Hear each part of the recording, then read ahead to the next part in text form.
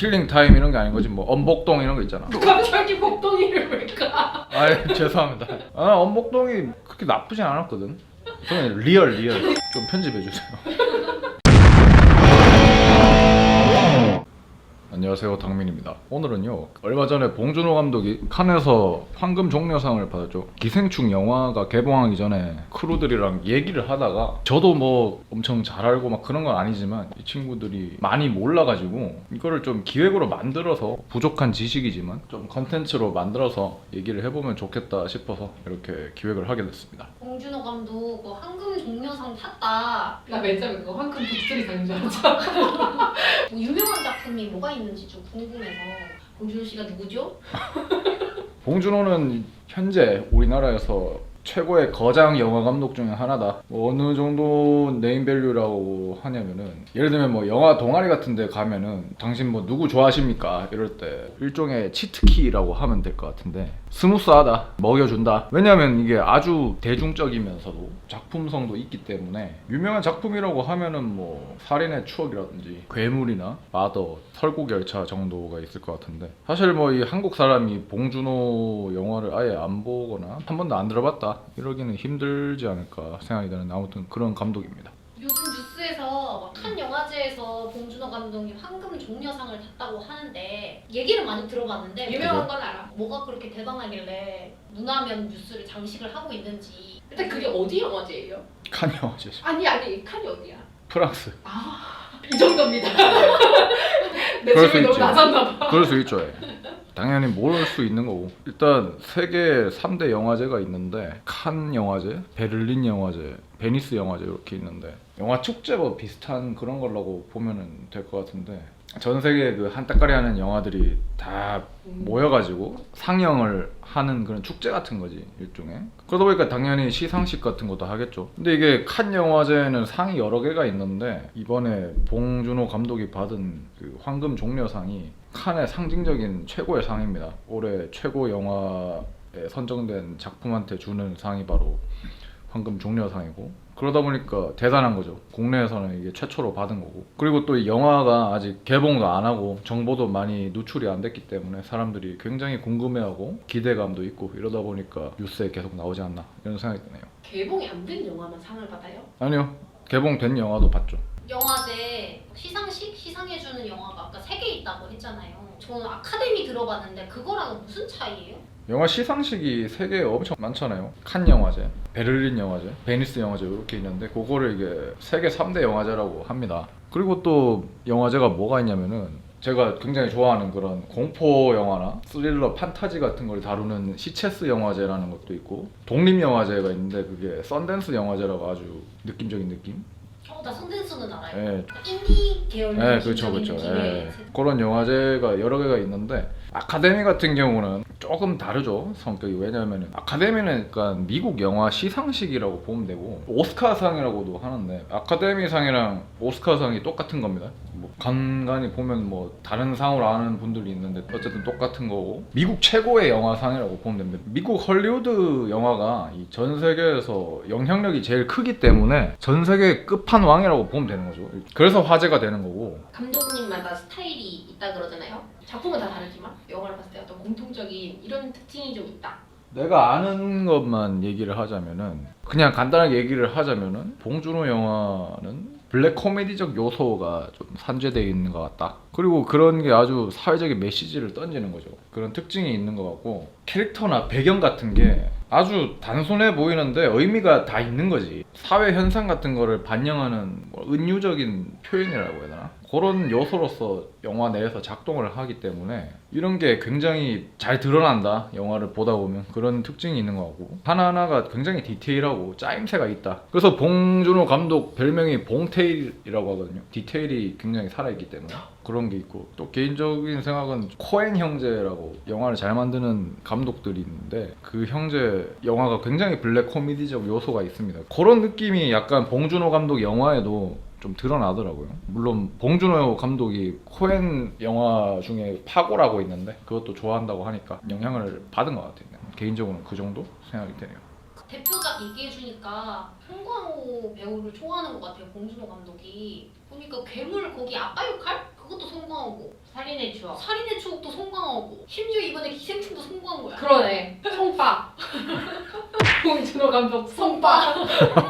개인적으로는 이제 두 가지 이유가 있다고 생각을 하는데, 첫 번째는 뭐냐면은 이 송강호가 일종의 감독마다 그 특유의 그런 게 있거든. 자기랑 세계관이 통한다거나 느낌이 통하는 그런 뮤즈라는 거지. 송강호라는 사람이 자기의 영화에 있어서 최적으로 캐릭터를 표현할 수 있는 사람이다. 이런 게 둘이 이런 케미가 잘 맞나 보죠. 그래서 쓰는 것 같고, 그러니까 이제 여러 작품을 같이 하다 보니까 이제 눈빛만 봐도 알겠죠. 사실 뭐 감독마다 이런 자주 쓰는 뮤즈들이 있어요. 쓰는 놈 계속 나올 때가 있잖아. 뭔가 봉준호 감독의 경우에는 송강호가 자기의 이야기를 끌어가는 데 있어서 최고의 배우다 이렇게 생각을 하니까 송강호 씨를 쓰는 것 같고, 개인적으로. 또 두 번째 이유 같은 경우는 나도 이거 어디서 얼마 전에 봤는데, 송강호 씨가 무명일 때 봉준호가 엄청 좋게 대해줬다고 하더라고. 당시에 이 모텔 선인장이라는 영화가 있었는데 그때 조 감독이었대요. 봉준호가 보통 영화판에서는 오디션 딱 보고 나면 이제 떨어진 사람한테는 별로 신경도 안 쓴대. 그런 분위기였는데, 예를 들면 뭐 면접 보고 떨어져도 뭐 연락도 안 주는 거지, 일종의.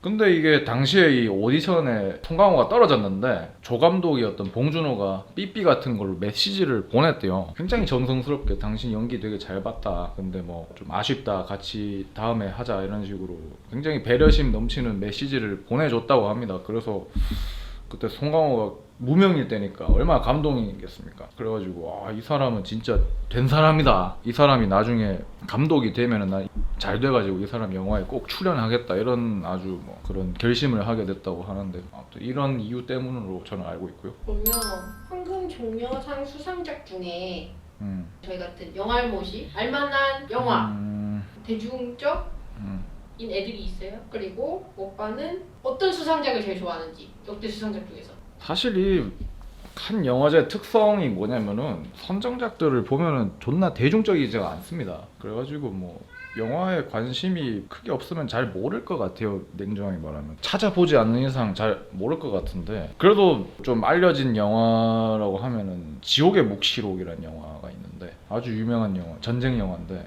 그건 이제 암흑의 핵심이라고 조셉 콜레드라는 사람이 쓴 소설이 있는데 굉장한 명작이죠. 그거라던가 아니면 뭐 첸카이거라는 중국 감독이 있는데 패왕별이 오, 아는 거 나왔어. 타란티노 내가 리뷰했던 펄프 픽션도, 그리고 라스 폰 트리에 제가 좋아하는데 어둠 속의 댄서, 이것도 상을 받았죠. 그 정도가 유명하지 않나. 저는 좋아하는 거는 뭐 그런 작품을 좋아하고, 저도 막 찾아서 보는 스타일이라서 최근에 수상했던 작품 중에서는 제가 리뷰를 했었던 그 가장 따뜻한 색 블루, 그것도 수상을 했거든요. 그게 저는 괜찮았고, 태국 영화 중에 엉클 분미라고 있어요. 굉장히 독특한 영화였고, 나 다니엘 블레이크, 이것도 뭐 진짜 최고였고, 일본 영화 중에 어느 가족, 그거 작년에 받았는데 그건 진짜 봐야 된다. 인생 살면서 좀 한번 보면 좋겠다, 그런 생각이 들더라고요. 아무튼 좋은 영화들이 황금 종려상을 받기 때문에 그런 거 찾아보는 재미도 있을 것 같습니다. 약간 그러니까 오빠가 생각했을 때 진짜 볼만한 영화들이다. 그쵸. 약간 예술 작품성이 있고 의미를 던지는 거지. 킬링 타임 이런 게 아닌 거지. 뭐 엄복동 이런 거 있잖아. 갑자기 목동이를 왜까? 아 죄송합니다. 너무 그랬나? 엄복동이 그렇게 나쁘진 않았거든. 저는 리얼. 빨리 주세요. 엄복동이 필요 이상으로 까이고 있다, 이렇게 생각을 하는 죽이네. 사람인데 좀 편집해 주세요. 이게 약간 좀 국가적으로 좋은 일이냐? 국뽕 한 사발 좀 마셔도 됩니까? 당연히 뭐 국뽕 차오를 만한 것 같고, 왜냐하면 이게 영화 감독으로서는 최고로 영광스러운 상 중에 하나죠. 작품성으로 세계적으로 인정을 받은 거고, 물론 이게 대중적으로 최고다 이런 건 아니지. 근데 이게 영화라는 예술 그 자체로서 상을 받은 기라성 같은 작품이랑 어깨를 나란히 한다는 거여서 의미가 있는 거고, 나는 그리고 이게 이런 상을 받음으로 해가지고 한국의 문화 영화 산업이 좀 대중적인 할리우드 영화 이런 거 있잖아요. 그런 영화뿐만 아니라 굉장히 예술적인 영화라고 해야 되나? 작품성에 포인트를 더 둔 역대 수상작들 이런 것도 제가 볼 때 관심을 좀 사람들이 가질 것 같거든요. 칸 영화제 그게 뭐지 이러면서 찾아보고 유입이 될 것 같은데, 저는 이런 현상이 뭔가 너무나 감사한 일인 것 같아요. 왜냐하면 사람들이 이렇게 좋은 영화도 많이 보게 될 것 같고, 얘기도 많이 하면은 문화적인 소양도 좋아지고 이럴 것 같아서 아주 축하할 일이고 기뻐할 일이다, 저는 그렇게 생각을 합니다. 축구로 치면은 뭐 발롱도르 그런 거 있잖아.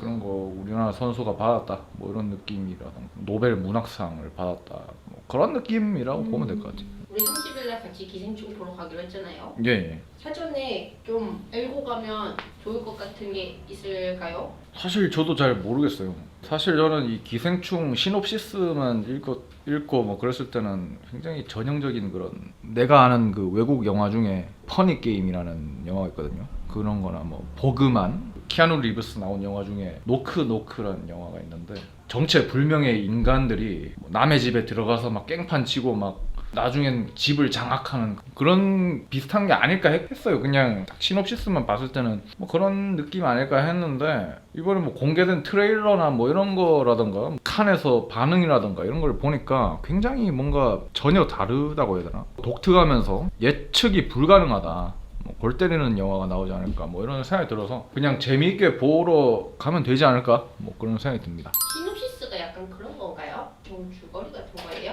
그런 걸 읽어가면 좀 영화 보는데 도움이 돼요? 근데? 안 보고 가면은 맥락을 모르니까 뭔지 모르고 사람들 막 나오면은 파악하는데 시간 걸리잖아. 트레일러랑 줄거리만 읽고 가면 되지 않을까 내 생각에는. 마지막 질문입니다. 봉준호 감독님이랑 관련된 어떤 재밌는 에피소드 같은 게 혹시 있을까요? 재밌는 에피소드라기보다는 뭐 그냥 감독 열전 이런 데서 나도 주워 들은 건데 봉준호 감독이 어릴 때 굉장히 그 내성적인 성격이었고 영화 감독이 돼야겠다 이렇게 어릴 때 생각을 많이 했다고 하더라고. 상상도 하고 그랬는데 일상에서 아이디어를 많이 얻었다고 하더라고요.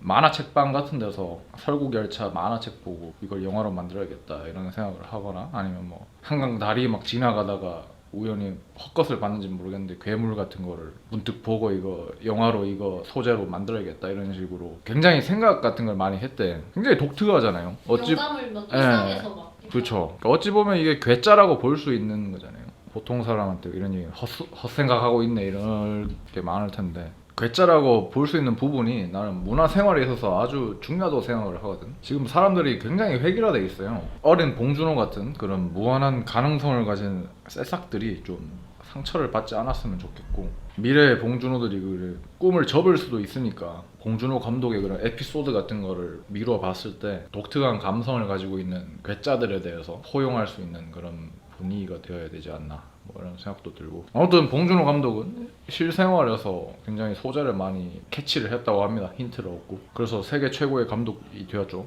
그러면 이제 저희 30일날 기생충 같이 보러 갈 거잖아요. 예. 네. 그럼 이제 그거 리뷰도 하시는 거죠? 아 그럼요. 예. 제가 뭐 여건이 된다면 이렇게 좀 얘기도 나누고 하면서 이렇게 재밌게 얘기를 해보면 좋을 것 같습니다. 그럴 예정이고요. 재밌게 보셨다면 구독과 좋아요, 알람 설정 부탁드리고 오늘은 이렇게 봉준호 감독에 대해서 얘기를 해봤는데 저도 막 그렇게 깊게 막 아는 건 아닌데 봉준호 감독님 얘기를 하다가 완전히 모르는 사람도 있어서 사람마다 이 아는 분야가 다르기 때문에 제가 뭐 조금 알고 있는 지식이 다른 분한테도 도움이 되면 좋겠다 이런 의미에서 이렇게 얘기를 하다가 약간 야매로 찍어봤는데 좀 재밌게 도움이 되었으면 좋겠습니다. 오늘 이렇게 얘기를 좀 해봤고요. 감사합니다.